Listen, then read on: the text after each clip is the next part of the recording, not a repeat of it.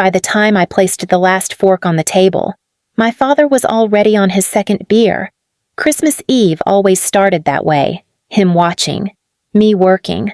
The lights around the window blinked like a warning I'd stopped noticing years ago.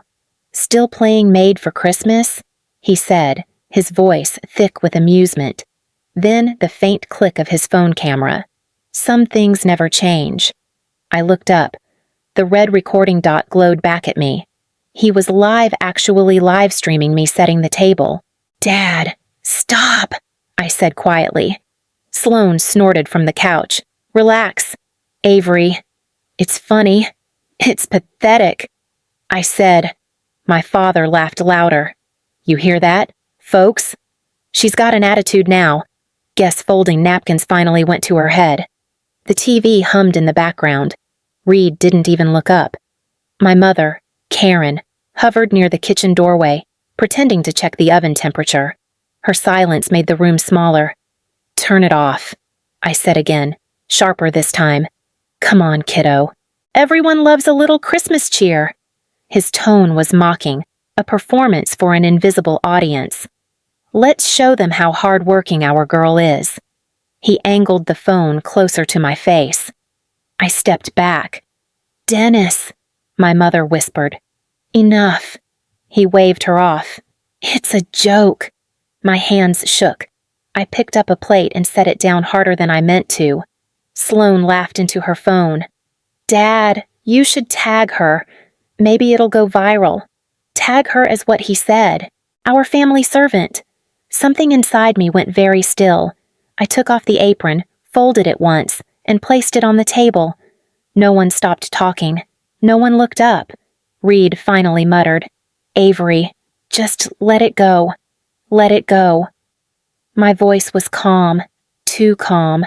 "You're all sitting there while he broadcasts me like a joke. Don't start drama on Christmas Eve," Sloane said. My father chuckled, the sound low and mean. Always the victim. I turned to my mother. "You're really going to stand there and let him do this?" Her eyes darted toward the window lights, then down to the floor.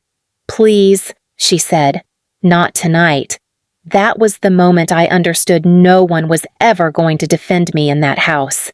I grabbed my coat from the back of the chair, slipped my phone into my pocket, and walked toward the door. My father's voice followed me down the hallway. "Where are you going?" "Servant girl." "We're not done yet?" I didn't answer. The door shut behind me, cutting off his laughter. The cold air outside felt cleaner than anything waiting in that room. The street was quiet except for the hum of rain against the pavement. I walked fast, my hands shoved deep in my pockets, the air cutting through the thin sweater I'd grabbed on the way out. Behind me, laughter spilled faintly from the house. A car slowed near the corner. The window rolled down, and a familiar voice said, "Get in, kid." It was Aunt Nina. I climbed in, dripping. She passed me a napkin from the dashboard. "You look like hell." "I'm fine," I said. She glanced at me. "He filmed you again." "Didn't he?" I nodded once. Posted it, too. Her jaw tightened. "He always needs someone smaller to stand on." We drove in silence for a few blocks, the windshield wipers scraping back and forth. Her house came into view simple. One story. Porch light glowing. When we pulled into the driveway, she turned off the engine but didn't open her door. "You planning to go back tonight?" "No." "Good," she said. "You shouldn't." Inside. The warmth hit me too fast. I stood by the door, not ready to sit or speak. She set her car keys on the counter and poured 2 mugs of coffee. "Dennis has been cruel my whole life," she said finally. "But broadcasting his own daughter, that's new even for him." I stared at the floor. They laughed. "I know." She placed the mug in my hands. "Here's the thing. Avery, if you stay quiet, they'll think you're okay." I looked up. "Then it's time they think wrong." She smiled faintly, proud and sad at once. "There it is," she said. I didn't reply. Upstairs, in the guest room, I lay awake while the house creaked. Outside, Christmas lights blinked in slow, uneven rhythm, like they were waiting for someone to finally unplug them. Morning came gray and cold. I sat at Aunt Nina's kitchen table, nursing a mug of coffee that had gone lukewarm. My phone buzzed once, then again, then kept vibrating across the wood. It was Sloan. Sloan. Why can't I withdraw $1,800 from the account Sloan I was buying Mom's gift? Don't be petty. I stared at the screen until Nina glanced up from her newspaper. Something wrong. They finally noticed. I said, "Good. That means you're not invisible anymore." Another message lit up the screen. Sloan, "You're selfish. Mom raised you better." Then Sloan, "I'll tell Dad you locked me out. Maybe he'll fix it." A minute later, a new text appeared from him. Dennis, "You always make things harder than they need to be. Grow up." I set the phone down. "He thinks I'm punishing her." Nina folded the paper. "You're not punishing anyone. You're closing a leak." The phone buzzed again, relentless. "Sloan, you're bitter. You'll regret this." Nina reached over and took my phone, sliding it face down onto the counter. "You don't owe them an explanation." "They'll twist it anyway," I said. "No matter what I say. Then say nothing." I breathed out, the air shaky in my chest. "It's always about money. Every fight." Nina's voice softened. "Because money means control. And you just took theirs away." I nodded slowly, realizing how quiet the house was without them in it. No shouting, no footsteps, no one laughing at my expense. Just stillness. When I finally picked up my phone again, I deleted the entire message thread. For the first time in years, there was nothing left to reply to. Nina poured more coffee and said, almost gently, "So, what are you going to do now?" I stared out the window at the rain streaking down the glass. "Keep it closed," I said. She smiled. "That's a start." The phone stayed silent for the rest of the day, and the silence felt like a wall finally being built. By noon, my phone started buzzing again this time, a group chat I hadn't seen before. The name read, Family Cleanup. I hesitated before opening it. The first message was a photo from Reed, my old bedroom drawers yanked out, books scattered, my mirror cracked in two. "Reed, guess we're redecorating." Then Sloan chimed in. "Sloan should have taken your trash with you." Another picture followed my art supplies spilled across the floor, a mug shattered next to what used to be a wrapped present. I stared at it until the edges of my vision blurred. Aunt Nina saw my face change. "What is it?" "They trashed my room," I said. My voice came out small, even to me. "They're proud of it." She stood, hand tightening around her mug. "Do not go over there." "I wasn't going to," I said. "There's nothing left." The phone buzzed again. "Sloan, don't worry. We saved your old notebooks. Might use them for kindling." Nina reached for the phone, but I pulled it back. "It's fine," I said, though it wasn't. She exhaled slowly. "You want me to call Mark? He's nearby. Can he check if they threw everything out?" "Already on it." She dialed. The conversation was short. Mark's voice was calm, but I could hear the steel underneath.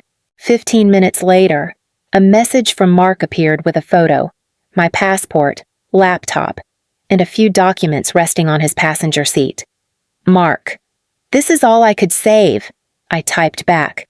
"Thank you." But the words looked too small. Nina leaned against the counter. "They're trying to hurt you into coming back. That's what this is." "I know." I took the phone, scrolled through the pictures again, and stopped at one the gift box burned at the edges, half-melted ribbon still hanging from the lid. "I wrapped that for them," I said quietly. Nina's hand touched my shoulder. "Then that's your last gift." The words settled between us like smoke. I nodded once, turned the phone off, and set it face down. For the first time, I didn't feel sad. I felt something sharper, something that almost looked like direction. Dinner at Aunt Nina's house was simple roasted vegetables, bread, and quiet conversation that didn't feel like walking on glass. Mark joined us halfway through, wiping rain from his jacket. He set his phone down beside his plate. "Your dad still owes me $5,000, he said, like it had just slipped out. I looked up.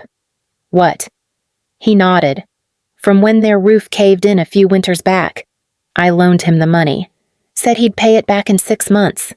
He gave a humorless laugh. That was 4 years ago. Nina sighed. He never mentioned that. Of course he didn't. Mark said, Dennis Holt doesn't mention what he can take until he's done taking it. I sat back, letting it sink in. So I'm not the only one.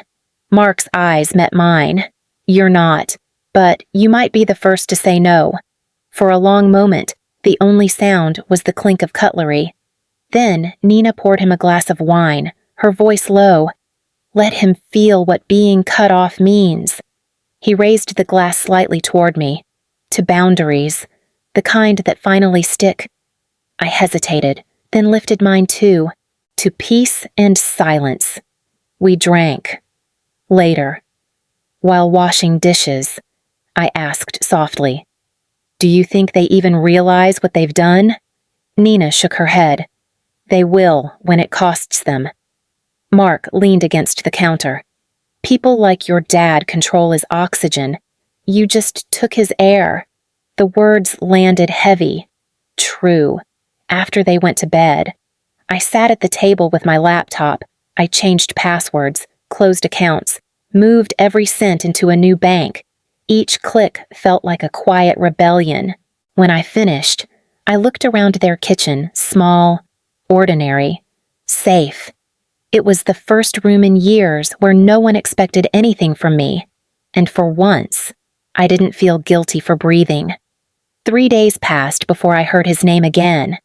I was scrolling through my email when one subject line froze me. From West Shore Contracting, my father's company. The message was short. Hi, Avery. I wanted to reach out after coming across a Facebook video that was posted and later deleted by your father. Just wanted to check if you're all right.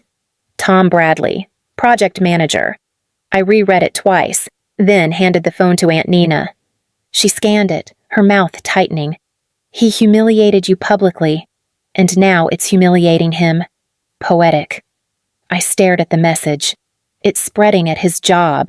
Mark came in from the garage, wiping his hands, spreading what I told him. The words felt foreign in my mouth. My father, the man who made me feel small for years, now being whispered about in the same tone he once reserved for me. Mark gave a short nod. Good. Let him taste what he served. That evening, while Nina made tea, I received another text, this time from Reed. Dad's been pulled from a site. He's furious. Said you ruined his reputation. I didn't respond. I left the phone face down on the counter. Nina noticed. He's blaming you already. He always does, I said. He taught us every story needs a villain. I just stopped volunteering. Mark chuckled softly. That'll make him spiral faster than any revenge could. We sat in silence for a moment. The kettle whistled, a sharp sound that cut through the quiet. I don't feel good about it, I admitted. Not yet. Nina poured the tea. You don't have to feel good. You just have to stay gone. When I checked Facebook later, his account was gone, deleted. The post, the comments, the laughter erased. But it didn't matter. Screenshots had already made their rounds. People had seen the way he spoke to his own daughter like she was house staff. For years, I thought I'd need some grand act of defiance to make him stop. But now, watching everything he'd built unravel because of his own cruelty, I realized I didn't need to do anything. The destruction was self-inflicted. I closed my laptop, the reflection of the Christmas tree flickering faintly on the dark screen. He's losing control, Nina said quietly. I met her eyes. Then maybe it's finally fair. And for the first time in a long while, I slept through the night. It was a gray morning when Theo stopped by. I was still in my robe, half awake. When I heard his knock, he stood in the doorway, rain dripping from his jacket, holding a thick envelope. "Found this under my windshield," he said. "Your name's on it." He placed it on the kitchen table. The handwriting was my father's angled, impatient, the same script that used to sign report cards and ground rules taped to the fridge. Nina walked in, towel over her shoulder. "What's that?" "From him." I said, "Do you want me to know?" I said, "I'll read it." I opened it slowly. Inside were 4 folded pages and 2 photographs, one of me as a baby, my mother holding me in the hospital, another from a camping trip when I was about 11, my father's arm slung casually around me. We were both smiling at something off camera. The first page started almost gentle. "You were never easy to understand. Always thought you were better than the rest of us. Maybe that's why things got so cold." I read on. The tone shifted by the second page. "Your sister's got her problems. We all know it. She used people, and you let her. I'm not saying we were right, but you made it easy to ignore you." By the third page, his sentences splintered into confession. "There's something I need to admit. Years ago, 5, maybe 6, I took out a small loan in your name. Used your social, your address. I meant to pay it off. It wasn't much. A few thousand. You never noticed." The words blurred. I stopped reading. Theo frowned. "He's joking. Right, Mark," who had just walked in, took the letter from my hands and read it silently. Then he said, "No, he's not." He went straight to his office and returned with his laptop. "We're pulling your credit report." Nina set a mug in front of me, her hands shaking slightly. "Drink. Breathe." When the report loaded, the screen filled with numbers and names I didn't recognize 2 accounts, both under Avery Holt. One was a Best Buy credit line, balance $4,500. The other, a personal loan, $3,200, closed, but still showing missed payments. My chest tightened. "He actually did it," I whispered. "He used my name." Nina put a hand on my back. "You didn't do anything wrong." "I didn't do anything at all," I said. "That's the problem." Mark's tone turned hard. "He committed fraud. You could report him today." I shook my head. "He's my father, and you're the one paying for it," he said. The letter sat on the table between us, its pages curling at the edges.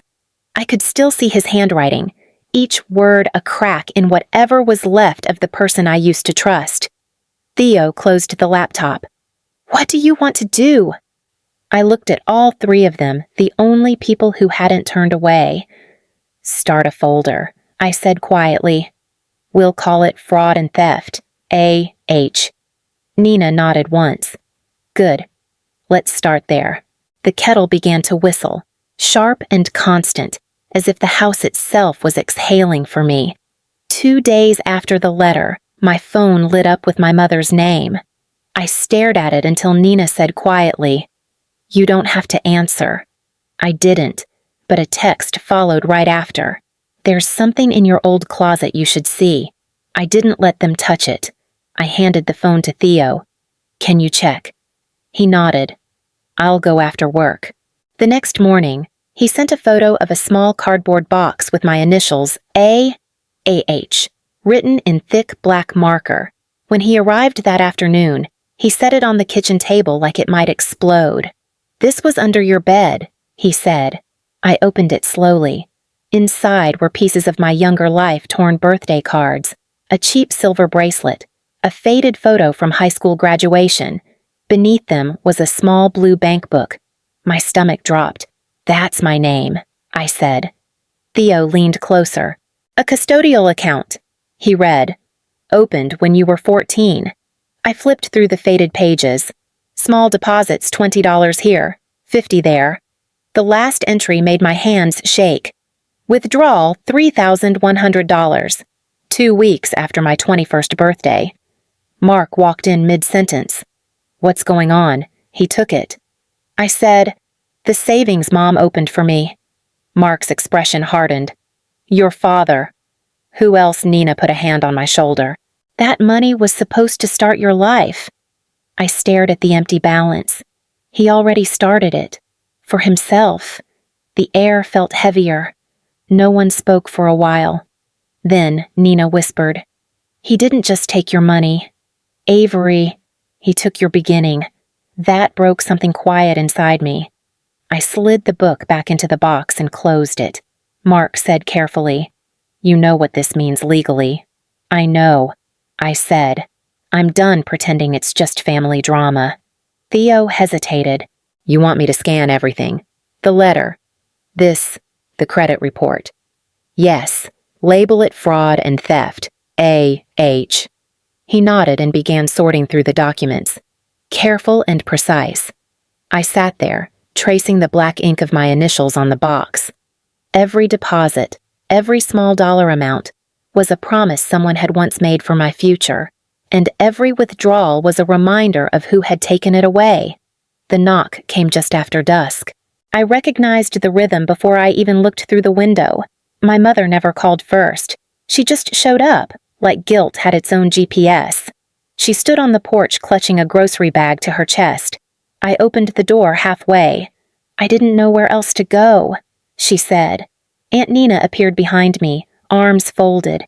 "Karen, maybe you should have thought about that a few weeks ago." "I'm not here to argue," my mother said quickly. "I just need to talk to Avery." Nina hesitated, then looked at me. I nodded once. "It's fine." When the door shut behind us, Mom handed me the bag. I grabbed what I could before he noticed. Inside were pieces of my past, my high school journal, a few photos, an old USB drive, and a folded picture of her pregnant with me. At the bottom was the same baby photo Dennis had included in his letter. He wanted to burn them. She said, "I told him they were gone." I set the bag on the table. "Why are you really here?" Her hands trembled as she took out her phone. "Because I'm leaving him."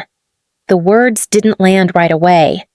"You're serious? I met with a lawyer 2 months ago. I've been planning it since before Christmas. I just didn't tell you." Nina leaned in from the doorway. "You should have warned her what was coming." Mom's voice cracked. "I thought I could fix him." "No," I said quietly. "You protected him." She blinked hard, tears threatening. "Avery, he's been borrowing money under your name for years. He told relatives you were in trouble, said you needed help paying for tuition or medical bills. 4,000 from my cousin, 3.5 from Aunt Ruth. He even asked my sister for 2,000 last summer." I stared at her. He told them I was sick. She nodded. I believed him at first. I wanted to believe him. Nina stepped forward. "Do you have proof?" Mom scrolled through her phone and showed me screenshots of bank transfers, names, amounts, dates. Every lie had a receipt. I didn't feel rage this time. Just a quiet, steady cold. "You knew," I said, "and you let him keep doing it." Her eyes filled. "I was afraid. He said if I told anyone, he'd ruin you. He already did." She reached for my hand. I didn't move.